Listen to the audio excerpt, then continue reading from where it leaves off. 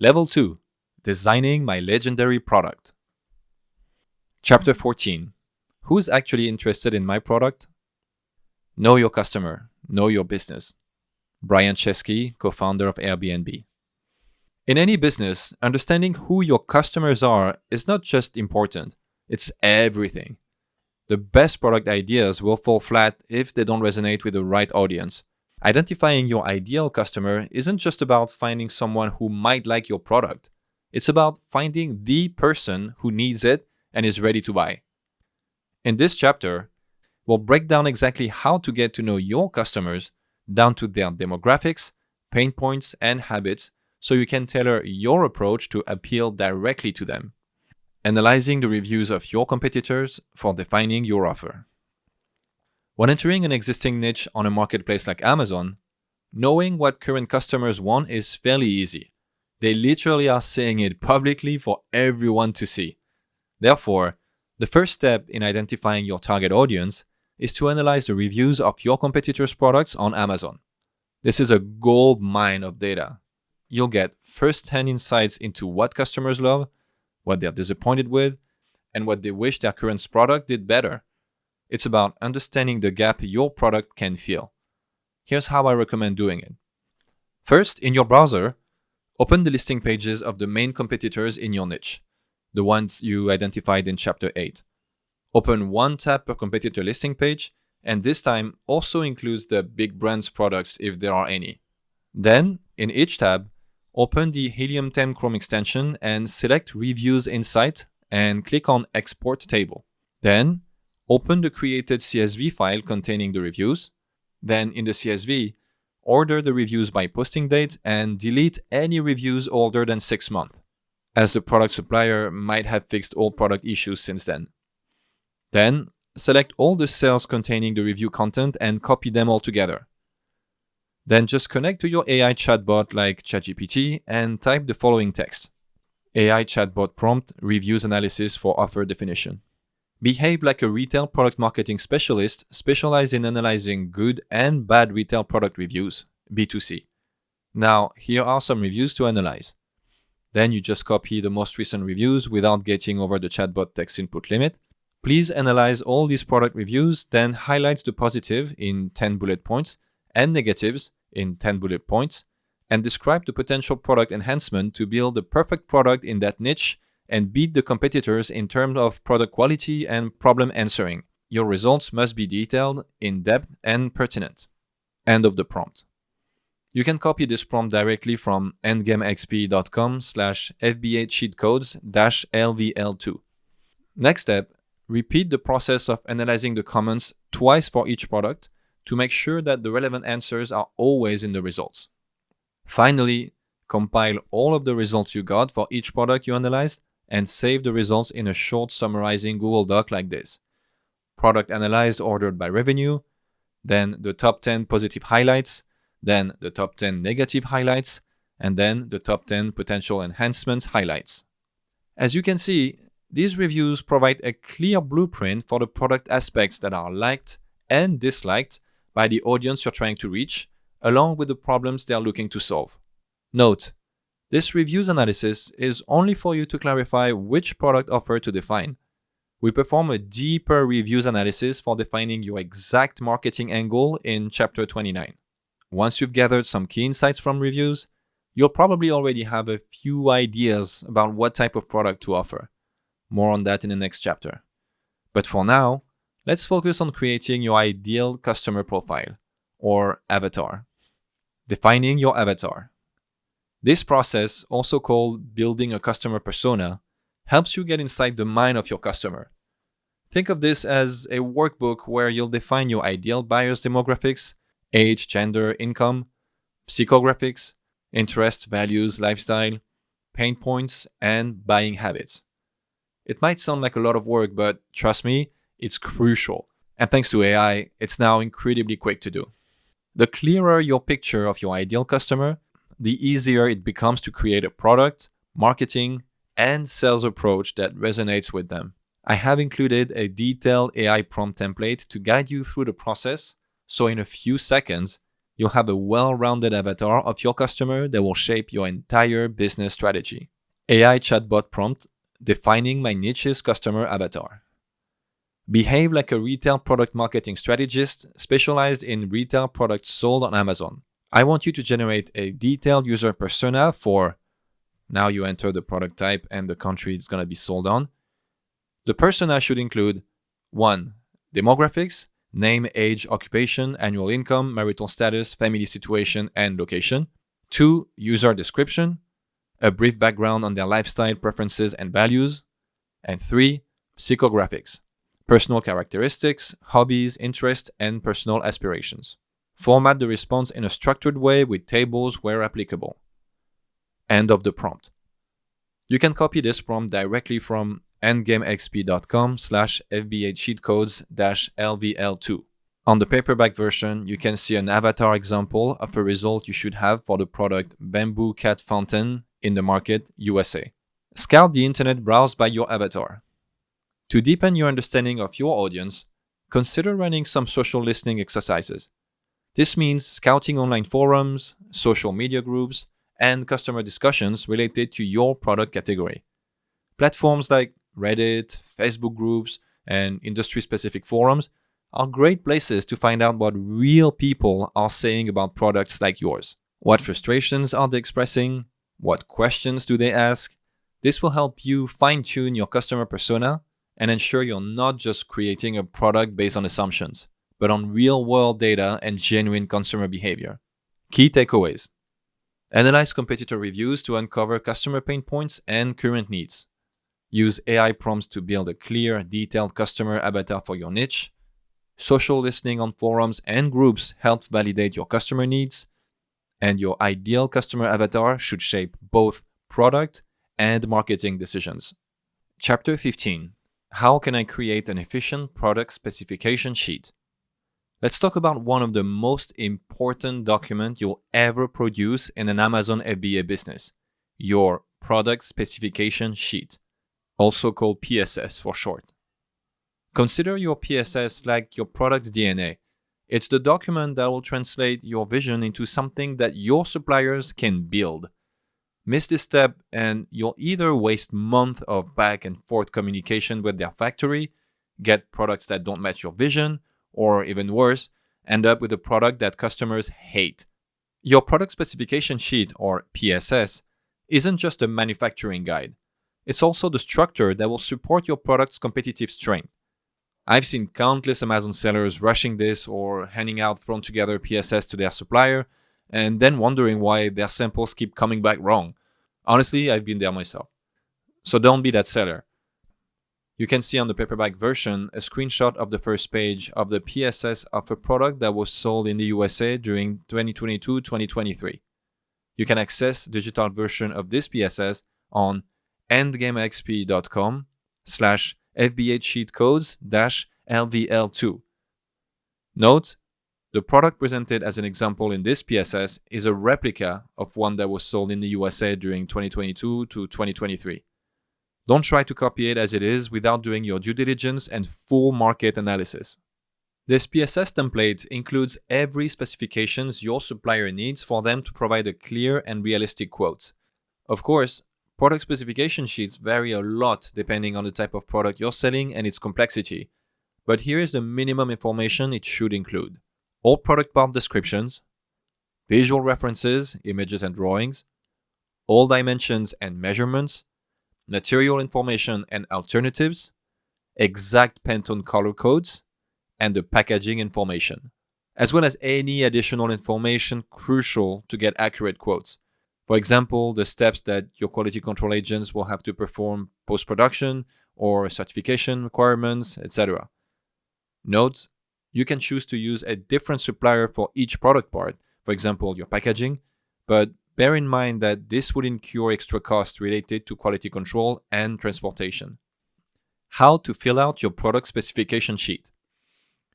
In the previous chapter, you collected all the information about the improvement the existing audience for this product wants by mining all the competitors' reviews. So you already know the main improvements that you want your products to deliver. That will be your core source of inspiration to create the first version of your product in your mind and then in the draft of your PSS. Here are the basic steps to generate your first PSS draft. Step 1. Get inspiration from the leading product in the niche. Look at the niche you're analyzing on every Amazon marketplaces, USA, UK, France, Japan, etc. It's important to look outside of the marketplace's country you're playing the game on, as sometimes smaller markets, for example, Amazon.it in Italy, they have better offers. Also, you can go check outside Amazon to check if interesting products are leading the niche, for example, on Walmart, but only if you can prove that the product you'll find is in fact the market leader. Don't get your inspiration from losers, obviously. Lastly, don't assume that a product is a leading one just because its design is different or its marketing is shinier. A niche leader is the one generating the most profit, period. Once you've listed the 2 or 3 best products in the niche, make a list of their 5 best features. This only includes the core solutions that these products provide. Their marketing angle or their price point are irrelevant for now, as a good product is one that answers pain points. Step 2.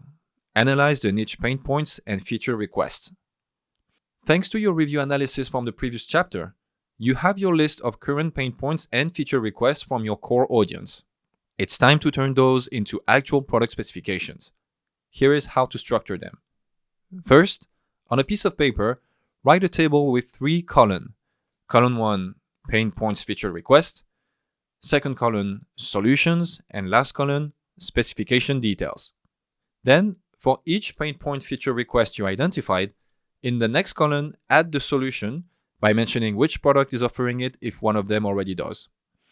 Now, if you have pain points feature requests with no solutions offered by the competitors, that is excellent news. Simply add the solution in the next column without overthinking how to translate it into a product specification. That will come later. For example, if your review analysis showed zipper breaks easily as a common complaint, your solution might be reinforced zipper. Never mind the type of zipper that will be needed to achieve that. Note, one problem may have several solutions, so feel free to list multiple solutions for each pain point. Then, in the third column, detail exactly how that solution will be implemented in your product specifications.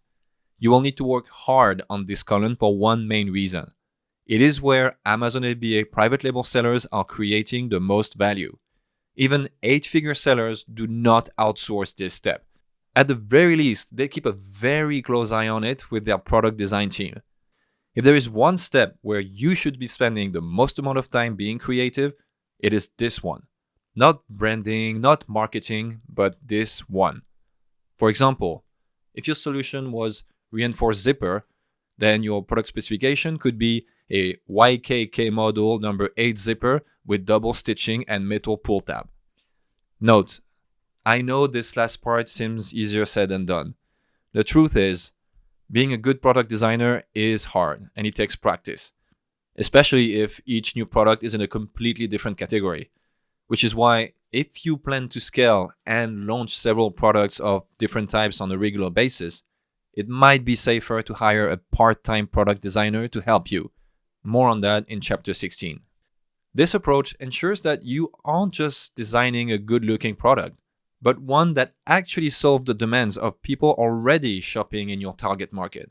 Your winning data-driven ideas are always the ones that solve customer problems observed in the market, not those that come solely from your imagination. The best products I ever launched weren't those for which I reinvented the wheel, but those for which I simply listened to the customers and fixed the obvious issues missed by the existing competition. Note, your product design can be partially impacted by your branding. For example, your product could solve a problem better if it were in a specific color. For example, if it is a camouflage clothing for camouflage products, etc. To learn how to define your branding in the best way, refer to chapter 29. Step 3. Finalize the version 1 of your PSS without branding. Now you have a clear list of specifications for your product. It's time to fill the PSS template with that information.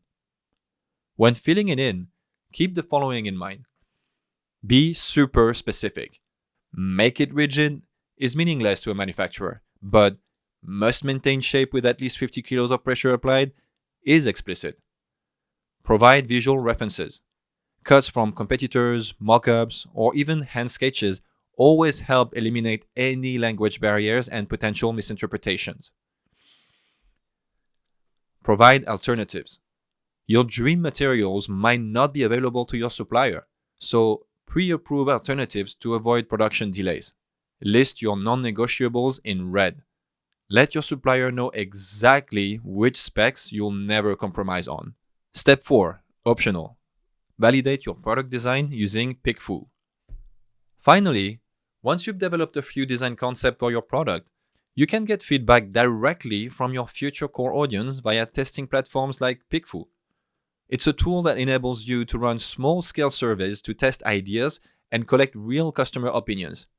You can get feedback on everything from product names to packaging design and from a very specific type of audience. This is a game changer for defining the best B2C retail offer quickly, not just for creating the perfect marketing angle, but to help you decide how to make your product even before production begins. Running these really quick and inexpensive surveys will give you immediate insight into which ideas resonate most with your target market, so you can refine your offering before committing to mass production. PickFu promo code. The following link will give you an instant discount applied to your PickFu surveys. Go to endgamexp.com/promo codes. Key takeaways. Your product specification sheet, or PSS, is the blueprint that turns your product idea into reality. Base your product specifications on real customer pain points found in competitor reviews. Use the provided PSS template to clearly document features, dimensions, and materials. Be ultra specific and include visuals, alternatives, and non-negotiables for your supplier. Test early product concept with PickFu to validate product design decisions before production. Chapter 16. Where do I find great product designers? Your main priority in the Amazon FBA private label game is not PPC campaigns, launch tactics, great marketing, or even keyword strategy. It's having an awesome product. Full stop. Amazon's whole system is built for one thing: customer satisfaction. The Amazon algorithm, review system, and bestseller ranking are all driven by one thing: rewarding great products. Marketing only amplifies. If your product is average, marketing only helps people to learn how average it is faster. If your product is bad, well, you get the idea. On the other hand, if your product solves customers' problems better than others, even basic marketing will start the flywheel effect.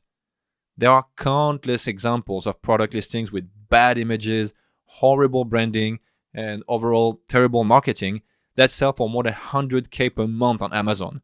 Their secret? They have a kick-ass product. The best sellers I know on Amazon aren't marketing geniuses. They are just product-focused people who know their customers better than anyone else. So always remember this: product first, everything else after. 12 months. This is the amount of time it took me to launch my first product in the category houseware. We were usually launching our other products in about 5 to 6 months. So my business partner and I wanted to make a small, simple, easy to design kitchen accessory product. And it took us 12 months to get from the niche validation to our first sale. To this day, we still laugh about how it took us way too long to start selling such an initially simple product. The reason? Well, our supplier was very slow. Her lead time was 60 days for 1,000 units. To learn why you should never work with such suppliers, refer to Chapter 18. And she was completely clueless about her own product design, making us, the marketers, have to learn how to create 3D models and master different types of materials. As a result, we went back and forth building 8 prototypes and samples, each taking weeks to be built and shipped, and each revealing new product issues that could have been avoided if either us or the supplier had any real experience in designing this particular product type. Why work with a product designer? Here is something that you rarely hear from Amazon gurus. Expecting yourself to become a top-notch product designer overnight in a product category you most likely know nothing about is unrealistic. Of course, you can learn how to identify the market opportunities as well as the solutions to fix your avatar's needs, but in terms of physical product design, your suppliers should be your allies. It's in their interest too, because a perfectly built product by them that is perfectly marketed by you means more sales for both parties. Again, you need to realize during the sampling phase, when you're cherry picking your potential product suppliers, which manufacturers can really help you with the product design and which are just providing cheap labor with no clue about how to design high value retail products. With my kitchen product supplier, I essentially paid to give them a product design education. And it cost me not just money, but time as well. 12 months. Unfortunately, most low-cost factories rarely possess product designers. So here's why I always recommend working with a third-party professional product designer. They speak manufacturer language. Product designers understand manufacturing constraints, material properties, and technical specifications. When you try to communicate your design ideas directly to suppliers, it can often feel like you're not on the same page. A good product designer bridges that gap. They save you months. What took me 12 months with my kitchen product supplier could have been done in 1 to 3 months max with the help of a professional product designer. They know exactly what information to include in technical drawings, what questions to ask suppliers, and how to avoid the back and forth nightmare that I experienced. They improved your product. My kitchen accessory looked like a prototype even after launch. We immediately had to improve it in our second batch order. A designer would have spotted the flaws, suggested better materials, and created something that looked premium from day one. They reduced manufacturing errors. When my first batch was done, about 10% had defects that were caught during the full quality control. Why? Because my specifications were not clear enough. Designers create detailed documentation that leaves no room for interpretation. The good news? You don't need to hire a full-time product designer or pay high agency rates. For most non-electronic Amazon products, you can find talented freelancers who will help you create a professional PSS for $300 to $500. XP Boost Positive. For my third product launch, I hired a freelance industrial product designer from Upwork.com. The entire design process took 3 weeks instead of 3 months, cost me only $450, and the final product had 0 defects in the first sample. The designer also suggested a small modification that enabled us to reduce the packaging size by 20%, saving thousands in cargo shipping costs and Amazon shipping fees. Think of it this way. Would you rather spend 12 months becoming a mediocre designer in one single product category while your competition launches ahead of you? Or invest $300 to have a professional create specifications in weeks that suppliers immediately understand? When you're building a 10-10-10 business, time is your most valuable resource. Outsourcing product design is not just convenience, it's a big strategic advantage. SOP, hiring a product designer. On the following link, you'll find the SOP to hire a product designer. I recommend you find a product designer who is experienced in your product category. The link is endgamexp.com/FBA cheat codes-LVL2. Key takeaways. A great product is the single biggest success factor on Amazon. Everything else comes second. Bad physical design costs time, money, and momentum. Bad physical design costs time, money, and momentum. Hire a product designer to save months and avoid costly manufacturing errors. Good physical designs mean better specifications, fewer defects, and lower shipping costs. Chapter 17. What's the fastest way to design my product? As mentioned in the previous chapter, the biggest time killer in product development isn't coming up with the original idea or design. It's the endless back and forth with suppliers during the development of the prototypes and samples. Ideation is an important phase in the launch of any product, not just on Amazon. Here's how I cut my prototyping timeline from 3 months to 3 weeks. Use a product specification sheet template for writing specifications faster. Here is the PSS template I use for different product categories that you can customize for any product you plan to build. On the paperback version, you can find screenshots of the main pages of the PSS template provided on the following link: endgamexp.com/FBA cheatcodes-LVL2. Create a simple visual brief before approaching product designers. First, don't start with a blank slate. I always build the first version of my PSS by adding a simple visual brief using design tools like Canva, which is a free online tool that is very intuitive for non-designers, or Adobe Photoshop for advanced designing. I include screenshots of competitor products with notes on what I like and dislike, hand-drawn sketches, and yes, even the bad ones help, and photos with annotations highlighting specific features. This visual brief saves 2-3 revision cycles with your designer. No need to be a top-notch artist, just mix together your visual inspiration. It will already give your designer a good idea of what you're looking for. Note, even if you're not a great digital designer, I recommend you do not use AI image generators for creating your visual brief, especially if it is your first product design. AI image creation tools like Nano Banana, Midjourney, ChatGPT, etc. can generate images that don't properly render your ideas, or deform design parts or features from your competitors' product pictures. You might not like the look of some design or prefer the product to be made in a different way, but that might not be possible. AI tools are awesome, but if a product isn't already designed in a specific way, it might be because there is no demand for that design. So be careful and optimize rather than invent. Leverage rapid prototyping tools. You don't need to be a computer-aided design expert to express your product ideas on paper. For most Amazon products, either of these two 3D tools will get you 90% of the way there. Fusion 360, it's free and it's browser-based for 3D modeling. And Tinkercad, it's free and browser-based as well for 3D modeling. It would be presumptuous of me to claim to be an expert on any of these two tools, but I guarantee that with all the free tutorials available on YouTube, you can learn the basics in just a few days. Remember, the goal is not to become a professional designer, but it's to be good enough at ideation to manage a product designer, whether they are freelancer, your employee, or part of a supplier's team, who can clearly communicate your vision to those in charge of building your product. XP Boost Positive.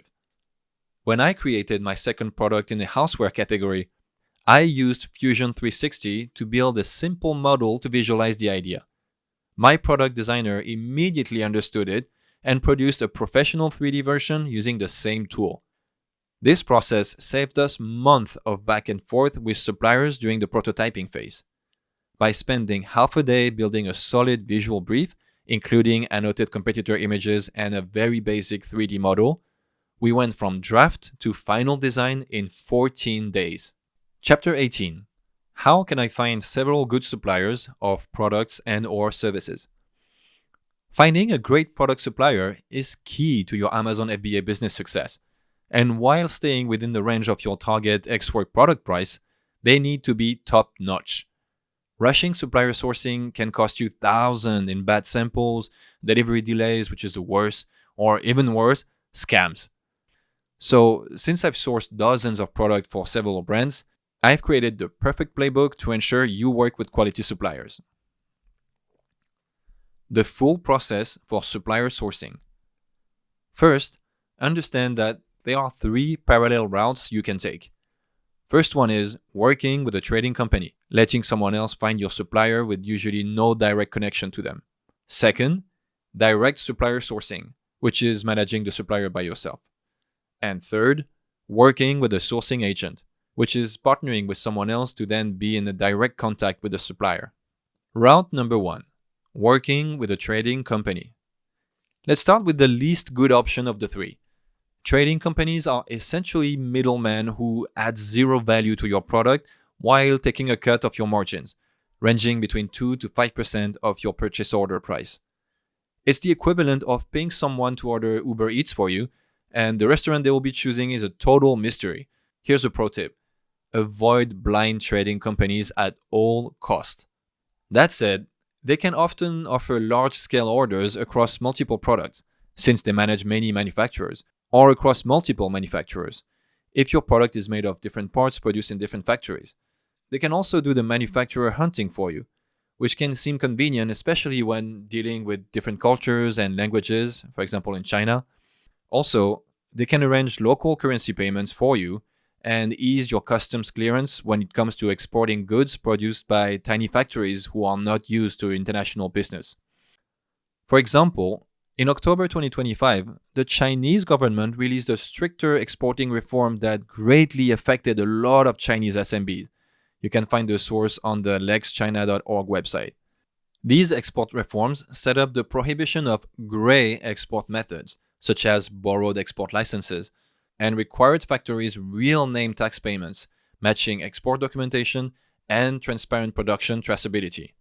Many small Chinese factories have been affected as, until then, some relied on non-declared partners to help them file export protocols, tax payments, audits, and other export compliance reports. Under the October 2025 rules, these factories are now forced to register their own companies, file complete supporting documentation, and disclose complete and internal information about their companies, even if they don't fit the necessary standards to do so, which means their application may be rejected by the Chinese government department in charge of these registrations. October 2025 also put an end to anonymous aggregator-dependent shipping methods and strengthened dual-use product export licensing requirements for cross-border e-commerce. Overall, exporting from China became more transparent, yet more time-consuming and burdensome for some small Chinese factories that cannot comply with the standards of these new reforms, making them laggier partners for international buyers like yourself, if not working with a trading company to handle customs clearance and international payments. But here is why working with trading companies is a bad choice overall for private label businesses. Reason 1, on top of their 2 to 5% commission, they usually increase your ex-work product price by 15 to 30% if you're lucky, since they are not the product manufacturer themselves. That is why they usually won't disclose the factories that they are working with to build your product, to avoid you cutting them from the process. That's money straight out of your pocket that could be funding other parts of your business. The second reason you shouldn't work with trading companies is they often lack specialized expertise in your specific product. When I sourced one of my kitchen products through a trading company, they sent me samples with food-grade certification that turned out to be completely fake, and they didn't even know that these certifications were fake. Their own suppliers lied to them. This trading company had no clue about the regulatory requirement of that niche of products because they usually source every type of product from underwear to electronics. And the last reason why you shouldn't work with trading company is that you most likely lose direct communication with the actual manufacturer. The trading company often hires the cheapest label possible to build your product, like fresh graduates with zero industry experience who are learning on your money, or worse, if you know what I mean. Remember that worker protection laws aren't the same in all countries, and trading companies can thrive with people they've hired unethically without you knowing it. Meanwhile, you're stuck playing a game of telephone ping pong where critical product specifications get lost in translation. XP boost negative. I once had a trading company cause a delay of several months to my product launch because the broker they've assigned to my company straight up forged a fake product certification. He did this just to speed up the purchase order signature process. I luckily noticed it on time and of course had to cancel my purchase order and move on to find another supplier. That is when I stopped working with trading companies for anything other than custom clearance specific cases. Route number 2. Direct supplier sourcing. The second way to find a competent product supplier is to look for them yourself. For example, here is how I source my suppliers, step by step. Step 1. Prepare a request for quotation for potential suppliers. This request for quotation should list all your product requirements to this point, contained in the version 1 of your product specification sheets, see chapter 15, and your contact info. No need to include anything else, as this should be your first quick step to gather as many relevant suppliers' names as possible. You'll narrow the list later. Here is a template I always use to get a good response rate. Product Supplier RFQ Template. As the title, you can put request for quotation for your product name. The attachment, you attach the version 1 of your product specification sheet in a PDF format. The content of the RFQ is, Dear manufacturer, first of all, please check the attached PSS for all the required customization details of my product parts. Also, here are some questions for you. Question 1. Are you able to receive payment from an international company and produce invoices under your company name? Question 2. Are you able to export my specific product, see attached PSS, to the USA and Europe? Do you have an export license? Question 3. Are you able to produce every part of the product we need according to the attached PSS? Question 4. What would be the price for 100, 500, 1,000, 5,000 units X work? Please add the pricing details of each product part, user manual, packaging, etc. Question 5. What is the harmonized system code for this product? Question 6. Can you provide the name of several international companies you already are supplying products for outside of your company's country? Please answer these questions via email to, and then you add your own email address. You sign with your name, and you sign with sales director and then your company name. In that first contact message template, notice that it gets straight to the point. It filters out companies that cannot work with international clients. For example, as mentioned previously, in October 2025, a clean and transparent exporting license in China became a mandatory document for Chinese suppliers that not all of them can acquire. I attached the PSS in a PDF file format to not join any .doc or any non-standard reading file format. And I sign as the sales director because signing as the CEO makes it look like your company is a small one-person operation. It's all about appearances. When Apple Incorporated is looking for a new iPhone screen supplier, Tim Cook is not the one sending the request for quotation emails. Step 2. Send your request for quotation to potential suppliers. There are many places to look for product suppliers, and while in-person event can be the best way to create a first point of contact, the quickest way is to reach out via B2B product manufacturer marketplaces. Here is where to look. Option 1 on Alibaba.com via the manual search. This is where many people start. That's because it lists millions of offers from manufacturers all around the world, and mostly in China. The platform is accessible in English and has many included features such as internal chat, payment system, offer and supplier ratings, etc. Although, for any supplier search on Alibaba, you need to filter aggressively. Only consider suppliers who meet these criteria. Gold supplier for at least 2 years. That means that they've paid Alibaba for verification. Trade assurance enabled. If not, check if they accept PayPal as a payment method. Manufacturer and not a trading company. And specialist in your product category, and not just a factory that makes everything. Once you've shortlisted some potential suppliers, just send them your RFQ via a private message. Alibaba.com RFQ system. Submitting a request for quotation through Alibaba's RFQ system is a great way to let the suppliers come to you. You are publicly posting your request for any suppliers of the product category to see and reply if your PSS seems doable to them. Note, you might be worried that suppliers will steal your product idea and launch the product into the market themselves. However, anyone can see your product once it's on Amazon, and only an active patent will defend it. More importantly, remember that an idea is only 10% of the result. 90% rely on execution. So don't worry about showing your ideas to too many people while your product specification sheet is only a V1. AliPrice Chrome browser extension. Use the image search feature to find sources on different supplier marketplace websites based on image of your product or your competitor's product. This often reveals suppliers that don't advertise on Alibaba. 1688.com. This is Alibaba's Chinese domestic platform. Use Google Translate to navigate it. Prices here are 20 to 30% lower than Alibaba because it's mostly meant for Chinese B2B buyers. Alternative sources. On Upwork.com, On AliExpress.com for non-branded product parts or components. Google search. Be specific with terms like OEM manufacturer and typing your product type, the name, the country, etc.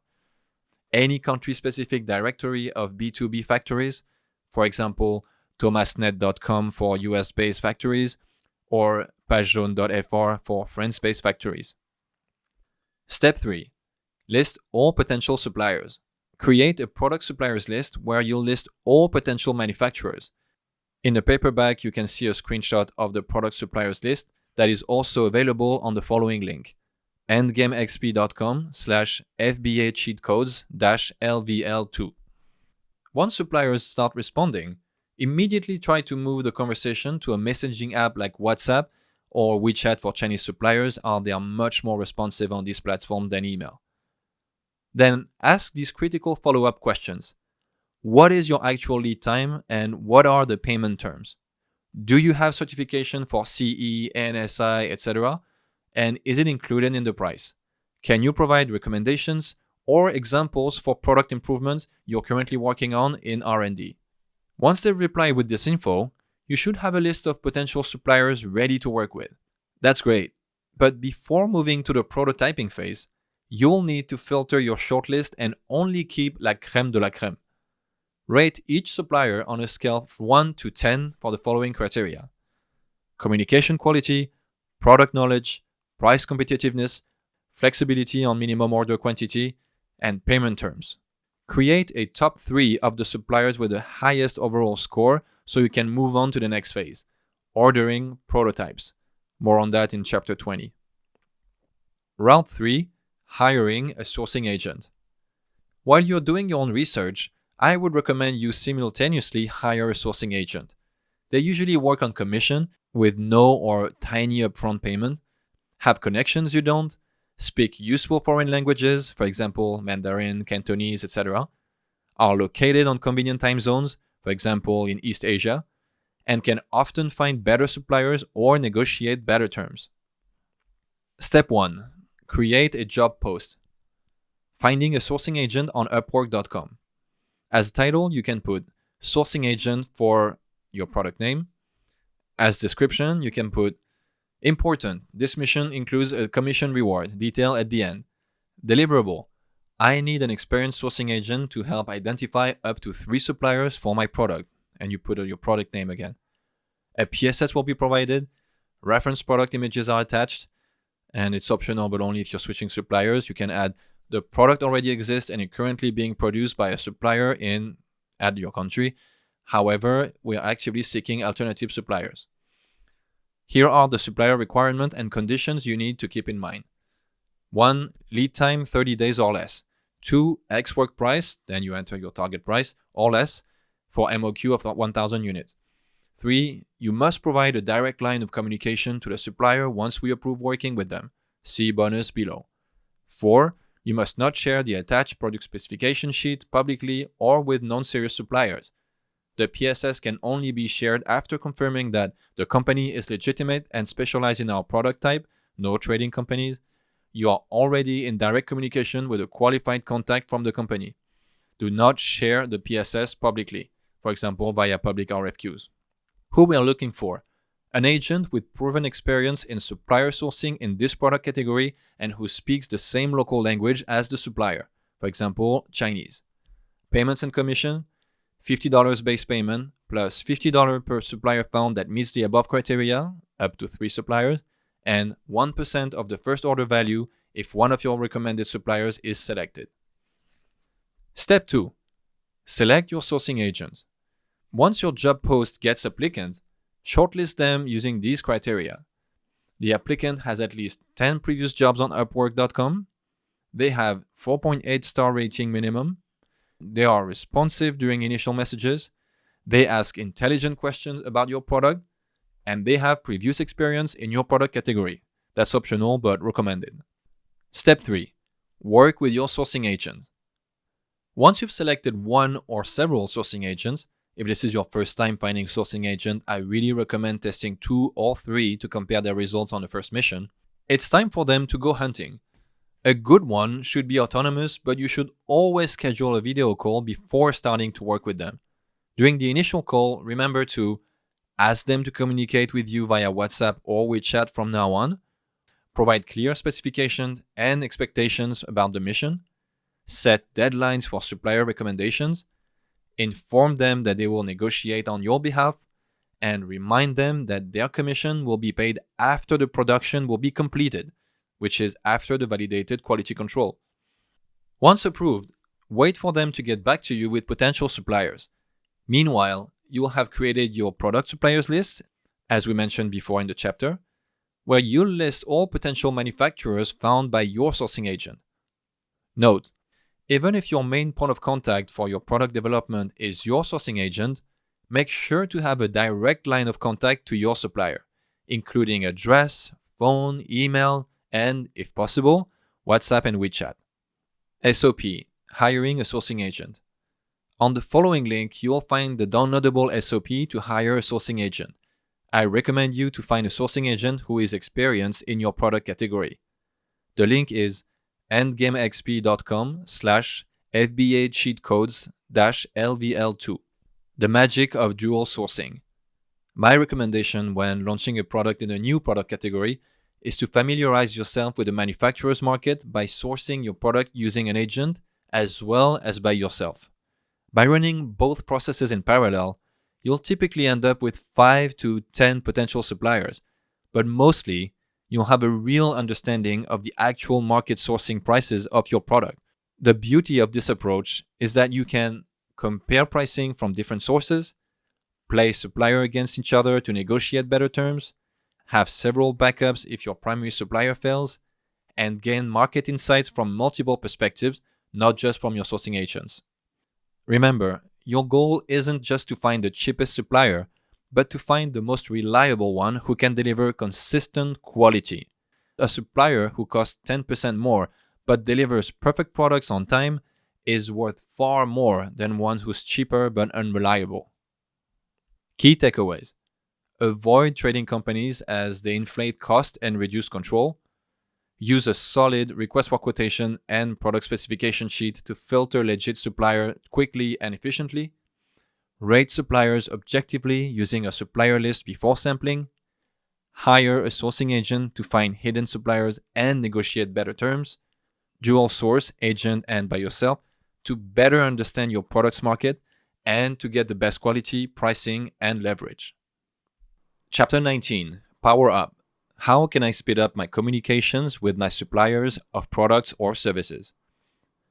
So you listen to me and listen well. Are you behind on your credit card bills? Good. Pick up the phone and start dialing.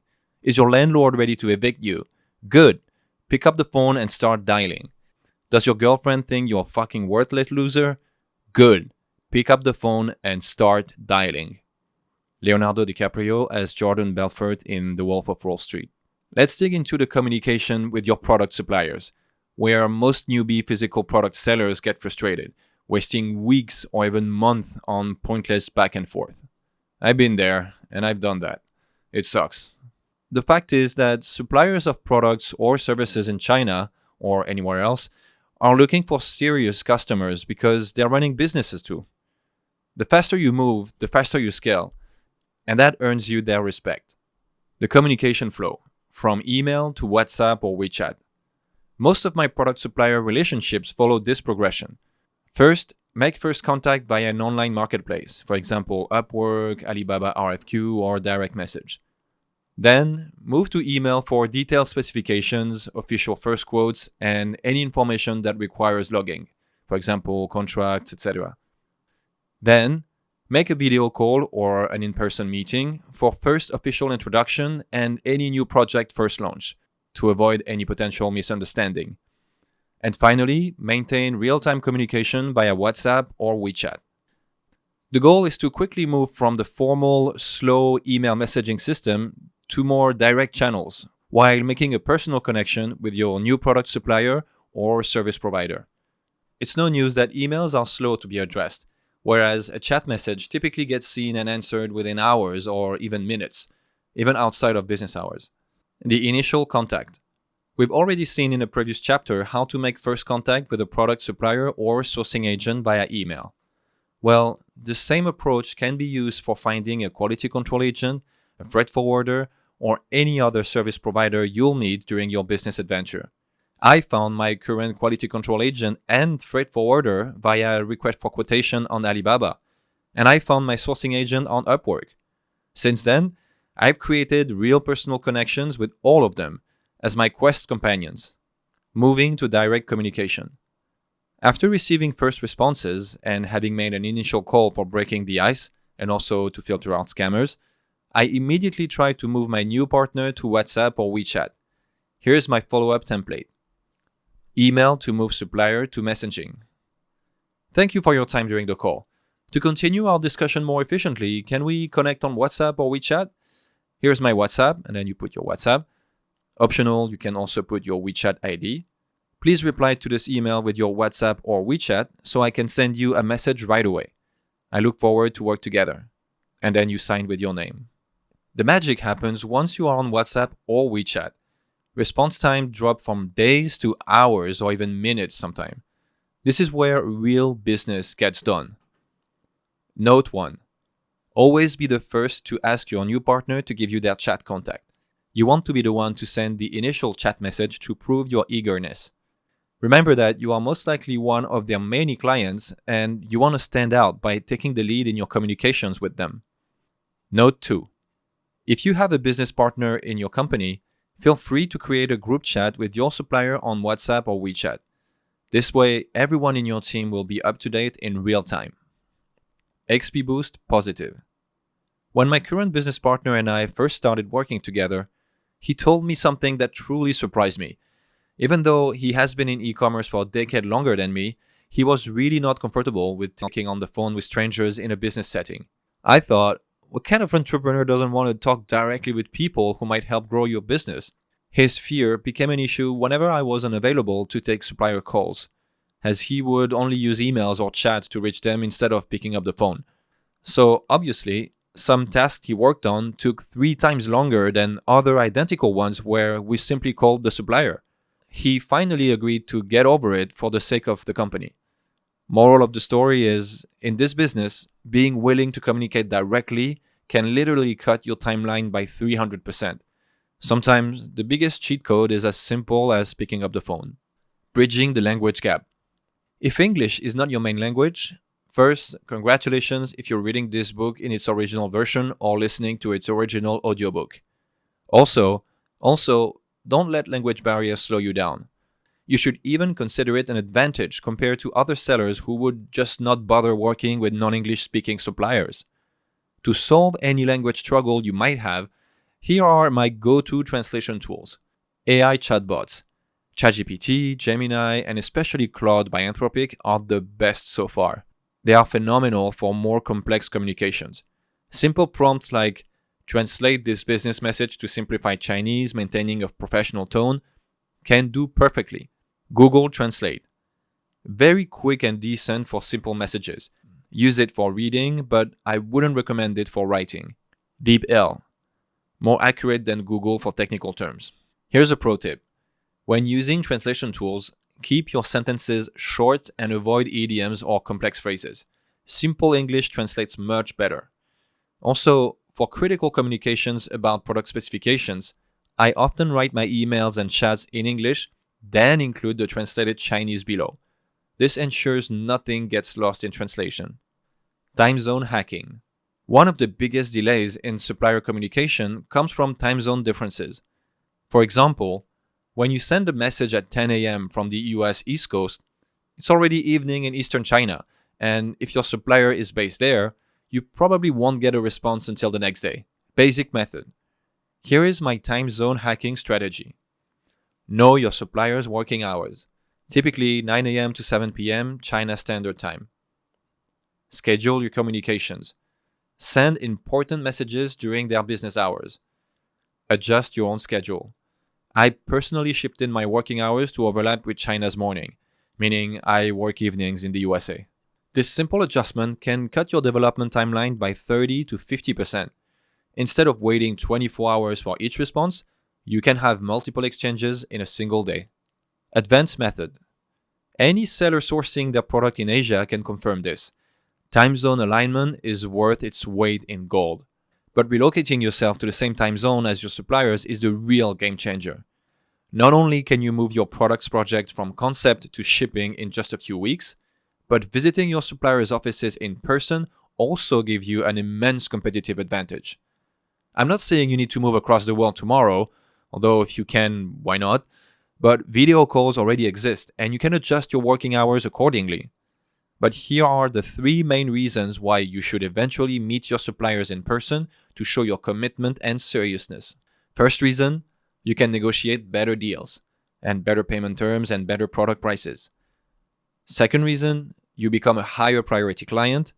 And third reason, you can have an actual eye on the seriousness of your supplier, their teams, their factory, etc. Note, if your product and service providers are in China, the best time to meet them in person is the Canton Fair. It is the biggest retail product fair in the world where most likely all your China-based partners will be. It's held biannually in the city of Canton, China. The Product Supplier Communication Guide. After thousands of interactions with local and foreign service providers in the physical product retail industry, here are my golden rules. Do's. In general, be specific and detailed in your requirements. Use visual references whenever possible, images, drawings, video recordings. Try to communicate via numbered bullet points rather than long paragraphs. Learn their business hours and respond quickly during these. Always be professional, even when frustrated. You need to be the mature person in business. Always. Keep a record of all communication and emails of any contractual interactions. Don'ts. Send vague requests, for example, make it better quality. Assume Eastern partners automatically understand Western market expectations. Change specifications frequently. Disappear for days during critical production phases. Try to negotiate too aggressively on your first order. Use slang, idioms, or complex English. Common mistakes to avoid. Not providing a detailed product specification sheet upfront. This signals you're not serious or prepared. Staying on marketplace messaging for too long, for example on Alibaba, Upwork, etc. This slows everything down. You should leave the platform and build a one-on-one relationship as soon as possible. For Chinese partners, sending messages during the Chinese holidays. Research Chinese holidays, especially Chinese New Year and the Golden Week, and plan accordingly. Neglecting to build connections. A little personal connection with your business partners goes a long way. The supplier communication timeline. For launching a typical product with a new supplier, here's how your communication timeline should look. Week 1. Initial contact with the product specification sheet provided. Move to email and discuss specifications. Week 1, Week 2. Once initial pricing, minimum order quantity, and payment terms are agreed upon, set up a video call for introductions, if no language barrier. Then move to WhatsApp and WeChat. Week 2. Via WhatsApp and WeChat, place a sample order and confirm production timeline. Week 4 to 5. Receive and evaluate samples and provide feedback. Week 6. Place production order and confirm quality control arrangements. Week 7 to 10. Get production updates and address any issues. Week 11. Coordinate quality control inspection and validation. And finally, week 11 and week 12. Introduce to freight forwarder for shipping. If you're taking significantly longer than this, your communication flow needs improvement. Remember, every day saved in communication is a day closer to launching your product and generating revenue. The suppliers who respond quickly and professionally are usually the ones you want to work with long term. Key takeaways. Move supplier conversations from email to WhatsApp and WeChat as soon as possible to speed things up. A short video call early on builds trust and filters out unreliable partners fast. Use simple, clear language and translate specifications when needed to avoid misunderstandings. Synchronize with your supplier's time zone or adjust your schedule to cut delays. Meet your suppliers in person to boost deals and build serious relationships. Chapter 20. What's the trick to getting prototypes or samples quickly? Building the perfect prototype or sample on the first try. The prototyping phase is where a lot of Amazon sellers waste months just waiting and hoping for a good product to be made, while spending hundreds of dollars in countless iterations. They initially send vague requirements, then react to whatever the factory sends back. This is a recipe for endless revisions. I'm going to share my SOP for getting an amazing prototype on the first try. Yes, the first try. Simply follow this process. Start by creating a comprehensive product specification sheet, see previous chapters, with exact measurements, materials, colors with Pantone codes, and functionality requirements, etc. Now, the product specification sheet has been quoted and approved by your potential suppliers, but do not start the prototyping phase yet. Instead, include professional mockups or 3D renders showing exactly what you want. This phase is essential for your supplier to have the perfect blueprint to follow during the construction of your product. Refer to Chapter 17 about how to build a perfect product specification sheet with the help of a product designer. As a reminder, specify packaging requirements in your PSS with the same level of detail as your product parts. Also include competitor product photos with annotation about what you like and dislike. Chances are that your supplier has either worked on your competitor or is their current supplier. Then, create a detailed quality control checklist that will be used to evaluate the prototype as well as your future production. That way, your supplier will know what to pay extra attention to during the building process. The key is being ridiculously specific. Don't say, make it sturdy. Say, must withstand 50 kg of pressure without bending, for example. Don't say, premium finish. Specify, matte black powder coating, scratch resistant with no visible seams. When I send my PSS to suppliers, I include this line. We understand this level of detail might seem excessive, but it will save both of us time and money by getting it right the first time. Bulk your prototype's evaluation. Now, here's where most sellers really slow themselves down. They work with one supplier at a time, and that's a big mistake. Instead, run parallel prototype evaluations. Start by sending your detailed PSS to 3 to 5 pre-vetted suppliers simultaneously. Then request prototypes with the same deadline, usually 2 to 3 weeks, and then use your freight forwarder or sample consolidation service to collect all prototypes at once. For samples consolidation, I recommend using your own freight forwarder if you already have one. They will typically provide this service for existing clients and usually don't charge you for the consolidation, only the shipment from their warehouse to your home. If you don't have a freight forwarder relationship yet, services like cParcel on cparcel.com specialize in this exact scenario. Here is how it works. First, provide your suppliers with the consolidation services address in China or your freight forwarder's address. Then, each supplier ships their prototype to this address. Then the service or freight forwarder collects all samples and, on your order, ships them to you in one package. And then you receive all prototypes simultaneously for side-by-side comparison. This approach cuts weeks off your timeline and lets you compare quality, attention to detail, and communication skills across multiple suppliers at once. It's also cheaper to bulk ship them than shipping them one by one. Extra tip, the buffer stock technique. Finally, here's a pro tip when you're looking for a new supplier for an existing product that you're already producing. Maintain buffer stock at your freight forwarder's warehouse. A buffer stock is simply an inventory buffer of your current product that you keep at your freight forwarder's warehouse. This serves two critical purposes. First, if you have inventory issues, you can quickly ship these units to Amazon to prevent being out of stock.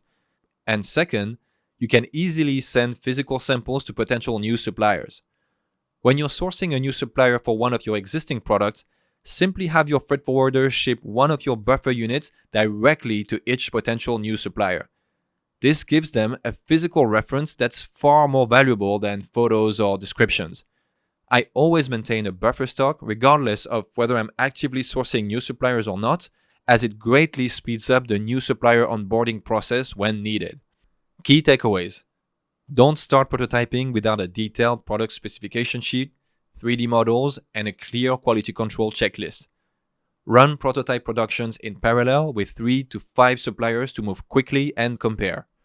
Use a simple consolidation service or your freight forwarder to ship all prototypes at once, saving time and money. Include annotated competitor photos to help your supplier better understand your expectations, and keep a buffer stock at your freight forwarder's warehouse to speed up supplier switching. Chapter 21. How can I quickly choose a winning supplier? After sending out your request for quotations, getting responses from multiple manufacturers, and receiving your product samples, you'll need a system to compare them objectively. Of course, you can straight up eliminate the ones that did not strictly follow the document you provided them, like the product specification sheet and the quality control guidelines, to build your perfect product on the first try. Know that if they didn't bother building your prototype as perfectly as possible for whatever reason, they probably won't put a lot of effort into your mass production either.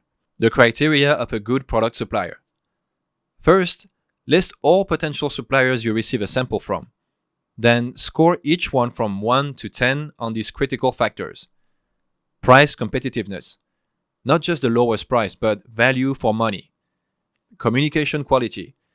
Response time, English proficiency, problem-solving ability. Sample quality. How close was their prototype to your PSS and how good is the production quality overall? Lead time reliability. Their promised timeline versus industry average.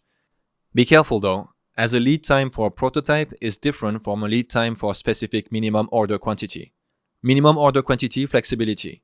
Can they work with your launch budget? Certification requirements. Do they have the proper documentation for your target marketplaces? Production capacity. Can they scale with you and how much when you are ready to reorder? Your supplier with the highest total score should then be your winner.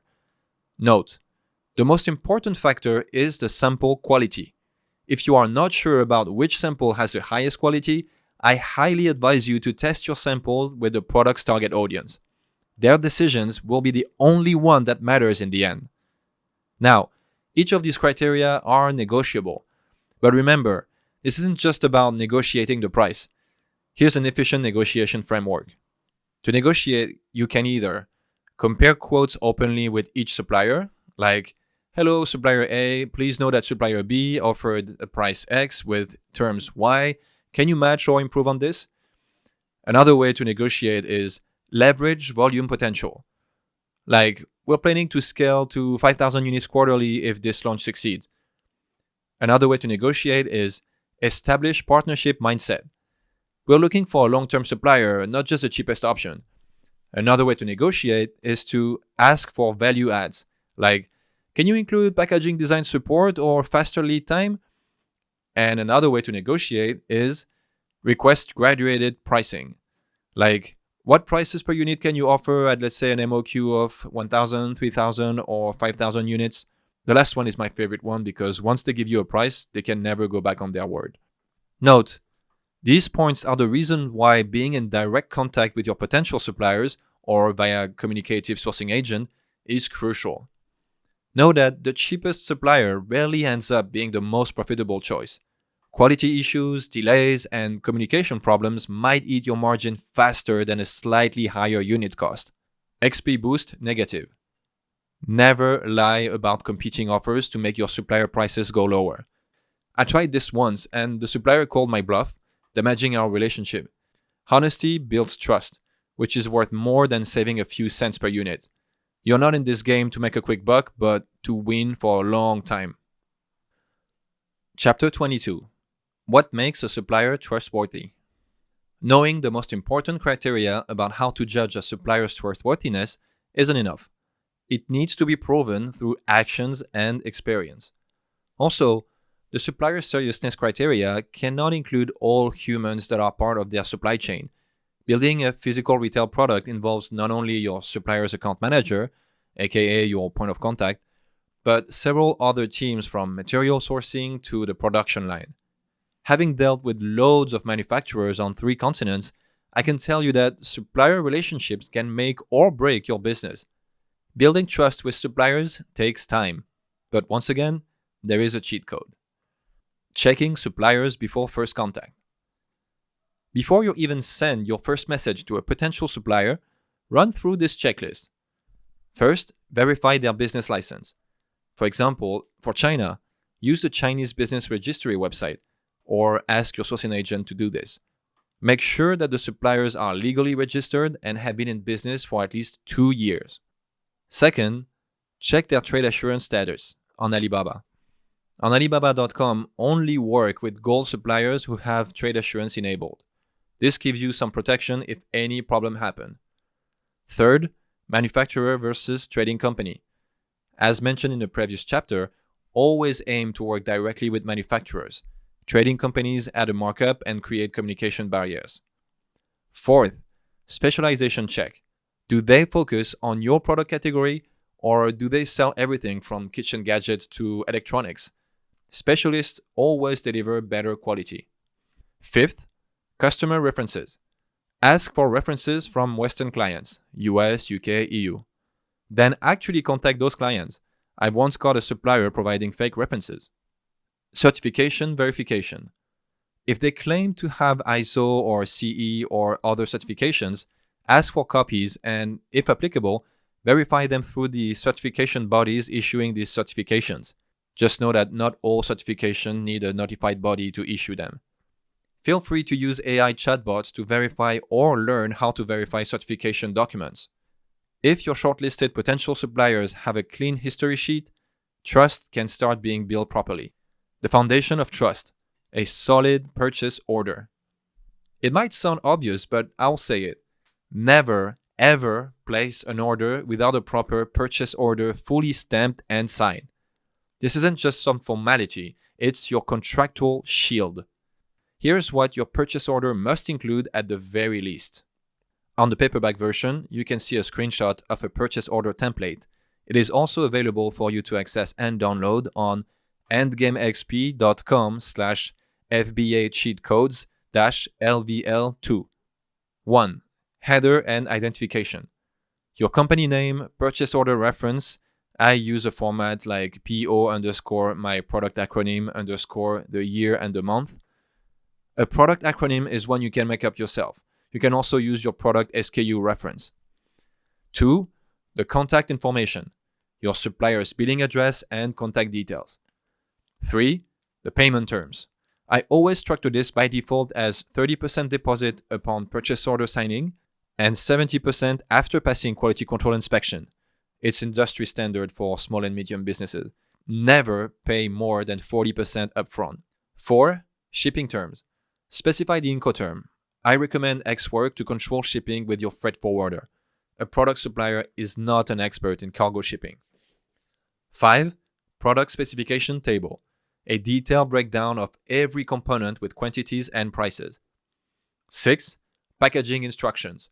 A minimum 3-ply cardboard for master carton and exact labeling requirements. 7. Quality control requirements. 100% inspection. Never do partial inspection when selling private label product on Amazon, as only one-star review can really be hurtful, especially in the early days of your brand. 8. Delivery timelines. Date for inspection readiness and shipment readiness. And 9. The signatures. Both parties must sign to make the purchase order binding. Remember, suppliers respect what you inspect, not what you expect. I'll say it again. Suppliers respect what you inspect, not what you expect. A proper purchase order with partial initial payment terms, for example 30/70, sets clear expectations and gives you legal recourse if things go sideways. What level is your supplier? In my own private label businesses, I gamify everything. I'm sure you guessed it since you're still reading this book. With that logic in mind, I categorize each product supplier I work with like a Pokemon. And yes, I'm serious. I do this to adapt our relationship and trust depending on their level, from 1 to 3. Supplier level 1. Does not speak English well, they are using translation tools most likely. They cannot multitask. They require micromanagement. They do not propose any solution outside of the product specification sheet scope. The trust level is low. If you're planning to have your product produced by a cheap manufacturer, chances are that its factory doesn't have top-notch account managers to offer you. especially considering an SMB low minimum order quantity order request. That is why working with a sourcing agent is important, to avoid micromanaging everything your level 1 suppliers are doing. That said, do not reject level 1 suppliers just because of the complexity of communication or business relationship. This is just an aspect you should consider when choosing to work with a partner. Refer to chapter 21. You can even see this as an entry barrier that would deter your potential competitors from entering your niche. My advice, if your supplier turns out to be a level 1, either ask this supplier to deal with another account manager or their boss for smoother communication, or simply hire a local freelance sourcing agent via Upwork.com to become your intermediary and save you a lot of headaches. XP boost negative. Working with a small factory on the other side of the globe sometimes makes it hard to distinguish true scammy behavior from a simple combination of lack of international business knowledge and cultural differences. I once found on 1688.com a small Chinese manufacturer that I wanted to work with. But as they didn't know how to set up an Alibaba trade assurance order, they were only present on Chinese marketplaces like Taobao. They were only accepting a telegraphic bank transfer payment process, even for the first deposit payment pre-production. This was a serious red flag. But still, I really wanted to work with them, and so my production was put on hold for 2 weeks just for them to collaborate with my Chinese sourcing agent and secure the initial payment for the first order via the Alibaba Trade Assurance Payment Protection. At the end of the day, it turned out to be a very good professional relationship, even though they really pushed for the initial payment to be made via telegraphic transfer, like scammers always do, and so they can run away with your money. So always know the scam game rules and use your common sense, as it's easier to prevent financial mistakes than cure them. Supplier level 2. They speak okay English, but they struggle during a call. They can multitask. They do not require micromanagement, but they do not propose any solution outside of the PSS scope either. Trust level is medium to high. When you are an SMB dealing with small manufacturers, the level 2 suppliers are the ones you're looking for. If your supplier is quiet and autonomous, you should cherish this golden nugget and really consider building a relationship with them. For example, by doing personal chit-chat, wishing them a happy new year, sending digital or physical gifts. Supplier level 3. They speak a very good English, including during the calls. They can multitask. They do not require micromanagement, and they propose solutions outside of the PSS scope. The trust level is very high. These are unicorns, but they do exist. The big global manufacturers, of course, offer high-end white glove services for their serious private label clients. When you're reaching orders of more than 100,000 units, most factories really consider you an important client, which is when real connection happen. When your supplier is a level 3, you definitely need to meet them in person at some point, as they are rare and need to be taken care of preciously. Note, needless to say that if you're working with a freelance sourcing agent, this agent needs to be in the level 3 category from their first day of working with you.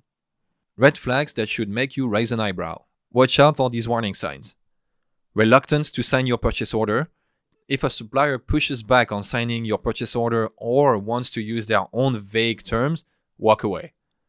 Unrealistic promises. Yeah, we can do everything exactly as you want for half the price as anyone else. This should make you suspicious.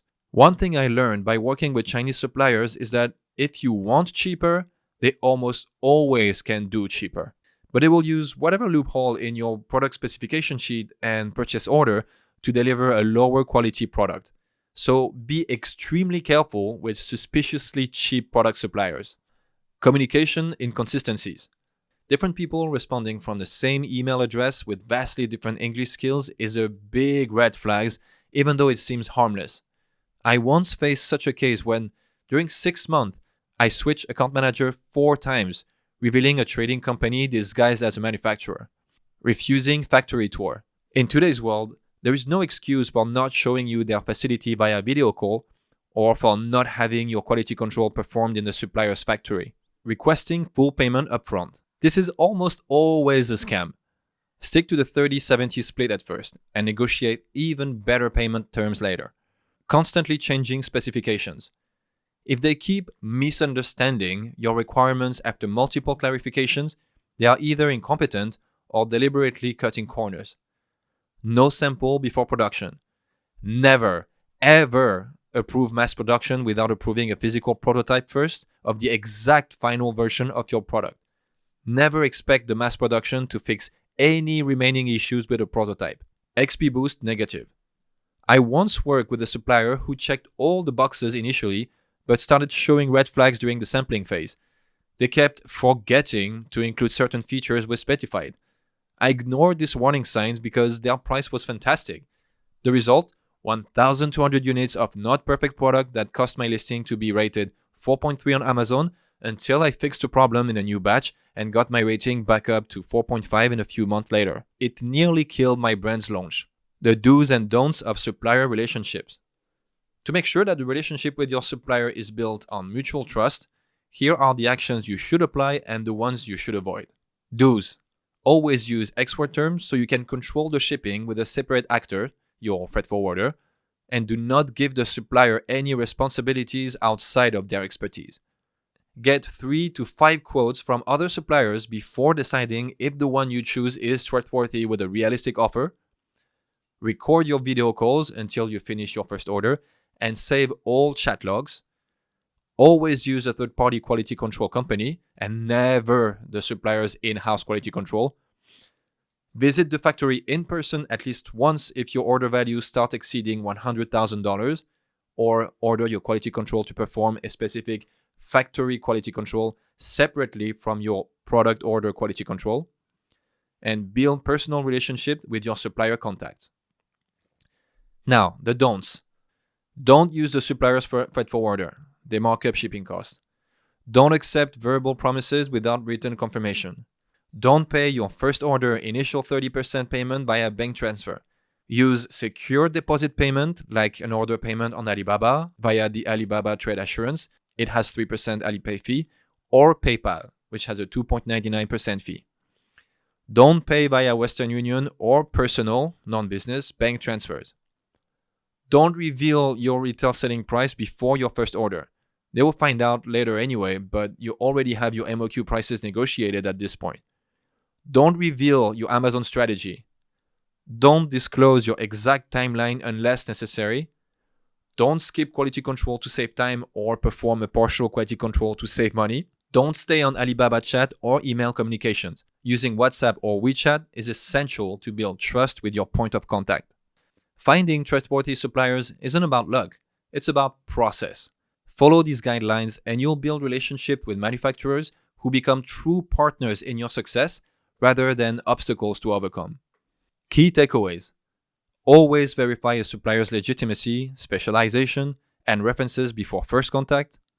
Never put down a bulk order without a formal signed purchase order. Categorize suppliers by communication and problem-solving skills to adapt your strategy and trust. Red flags like vague promises, purchase order refusal, or no samples mean that you should walk away immediately. And build trust through clear terms, third-party quality control, and genuine personal connections. Level 2 section video summary. Congratulations, you reached the end of Level 2. As your reward, please find on the following link the video summary and all the tools mentioned in the chapters of this level. The link is endgamexp.com/FBA cheat codes-LVL2.